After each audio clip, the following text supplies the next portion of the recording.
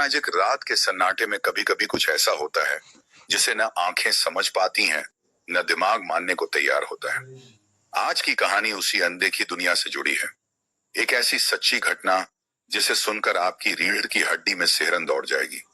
यह कहानी है सेलेस्ट की, एक ऐसी लड़की जिसकी जिंदगी अचानक एक अनदेखे साये की गिरफ्त में आ गई थी। सेलेस्ट पटना के एक ईसाई परिवार से थी। पढ़ाई के लिए वो बैंगलोर गई, वहीं अपने मंगेतर के साथ रहने लगी। जिंदगी हंसी खुशी चल रही थी, जब तक एक दिन उसके मंगेतर का ट्रांसफर कोलकाता नहीं हो गया। कंपनी का नोटिस इतना अचानक था कि कुछ ही दिनों में दोनों को नया शहर, नया घर, सब कुछ छोड़कर वहां शिफ्ट होना पड़ा। कोलकाता पहुंचते ही मंगेतर की नौकरी शुरू हो गई, लेकिन सेलेस्ट के पास कोई काम नहीं था। पूरा दिन अकेली, एक अनजान शहर में, बिना किसी जान पहचान के। धीरे धीरे यह अकेलापन उसे अंदर ही अंदर खाने लगा। हर दिन वही खालीपन, वही सन्नाटा, जैसे शहर की भीड़ में भी वो पूरी तरह अकेली हो। करीब 2 महीने बाद वो कुछ दिनों के लिए पटना अपने घर लौटी, दिल हल्का करने। लौटते वक्त उसका भाई भी साथ आया, कोलकाता में कुछ दिन बिताने। रविवार को तीनों धर्मतल्ला के मशहूर न्यू मार्केट शॉपिंग के लिए निकले। दुकानों में घूमते घामते, हंसी मजाक करते हुए वो गेट तक पहुंचे ही थे कि अचानक सेलेस्ट को अपनी कमर पर किसी ने बहुत जोर से चिकोटी काटी हो। ऐसा एहसास हुआ। दर्द इतना तेज था कि वो वहीं ठिठक गई। भीड़ भाड़ वाली जगह होने की वजह से उसने उस वक्त कुछ चेक नहीं किया और बात को दिमाग से निकाल दिया। घर पहुंचकर जब उसने कपड़े बदले तो वही जलन फिर से महसूस हुई। इस बार उसने अपने मंगेतर को बुलाया। जैसे ही उन्होंने देखा, उनका चेहरा उतर गया। कमर पर एक छोटा सा घाव था, बिल्कुल वैसा जैसे किसी ने ब्लेड से काटा हो, और वो लगातार बह रहा था। अगले दिन भाई वापस चला गया। मंगेतर को भी कुछ दिन घर से काम करने की छूट मिल गई। बुधवार की सुबह नाश्ते की मेज पर बैठे बैठे सेलेस्ट को फिर वही जलन महसूस हुई, इस बार कंधे पर। 3 गहरे कट और खून लगातार बहता जा रहा था। कितना भी धोया जाए, खून रुकने का नाम नहीं ले रहा था।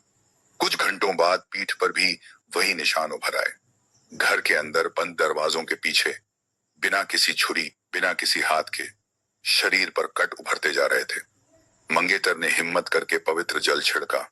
उम्मीद थी कि शायद राहत मिले, लेकिन जैसे ही जल शरीर को छुआ, सेलेस्ट चीख पड़ी, जैसे उसके अंदर कुछ जल रहा हो। ठंडा पानी डाला गया, फिर भी कोई फर्क नहीं पड़ा। अब दोनों को यकीन हो चुका था, यह कुछ और है, कुछ ऐसा जिसे विज्ञान नहीं समझा सकता। परिवार में पुरानी मान्यता थी कि जब किसी पर बुरी शक्ति का साया पड़ता है तो अंडे से आभा शुद्ध की जाती है। मंगेतर जैसे ही रसोई से गिलास उठाने गए, गिलास उनके हाथ में ही चकनाचूर हो गया, बिना गिरे, बिना टकराए। रस्म शुरू भी नहीं हुई थी। घबराए हुए दोनों तुरंत पास के चर्च पहुंचे। बाहर बारिश इतनी तेज थी कि रास्ता देखना मुश्किल हो रहा था। चर्च में कदम रखते ही सेलेस्ट का पूरा शरीर तपने लगा, जबकि बाहर सर्दी थी। पादरी ने पूरी बात सुनी, सेलेस्ट की तरफ देखा और सिर्फ इतना कहा, काला जादू। उन्होंने बताया कि उस इलाके में ऐसी घटनाएं आम हैं। जैसे ही पादरी ने माथे पर क्रॉस रखकर प्रार्थना शुरू की, सेलेस्ट के सिर में असहनीय दर्द उठा। आंखों से आंसू बहने लगे और कुछ ही पलों में वो बेहोश हो गई। होश आने पर पादरी ने कहा कि वो 2 दिन बाद घर आकर भी प्रार्थना करेंगे। रात गहरी हो चली थी, पर नींद कोसों दूर थी। पूरे शरीर में दर्द, बेचैनी। सेलेस्ट बस प्रार्थना करती रही, सुबह होने का इंतजार करती रही। अगले दिन मंगेतर के ऑफिस जाने के बाद बर्तन धोते वक्त उसे लगा जैसे जांग से पानी टपक रहा है, पर वो पानी नहीं था, खून था। एक गहरा कट, लगातार बहता खून। फोन पर ही पादरी ने प्रार्थना की। कुछ देर के लिए राहत मिली।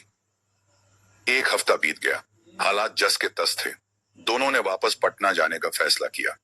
जाने से पहले सामान बांधते वक्त उसी जांग पर 3 और गहरे कट उभरे, इस बार पहले से भी ज्यादा गहरे, ज्यादा खून के साथ। आंखों के आगे अंधेरा छाने लगा। किसी तरह फोन उठाकर उसने मंगेतर को बुलाया। घर जाने से पहले वो एक और चर्च गए। वहां के पादरी ने एक क्रॉस दिया और कहा, जब तक राहत न मिले इसे अपने पास रखना। और सच में उस क्रॉस के साथ दर्द धीरे धीरे कम होने लगा और नए कट आने बंद हो गए। पटना पहुंचकर मां उसे फातिमा सेंटर ले गई, एक ऐसी जगह जहां कहा जाता है कि अनदेखी शक्तियों से पीड़ित लोग चमत्कारिक रूप से ठीक हो जाते हैं। हफ्ते भर में सेलेस्ट को काफी राहत महसूस होने लगी। मां की सलाह पर उसने अपनी पूरी आपबीती एक कागज पर लिखी और जो भी गलतियां जीवन में हुई थीं, उनके लिए माफी मांगी। एक दिन प्रार्थना सभा में उसे महसूस हुआ जैसे कोई उसके पीछे से भाग गया हो।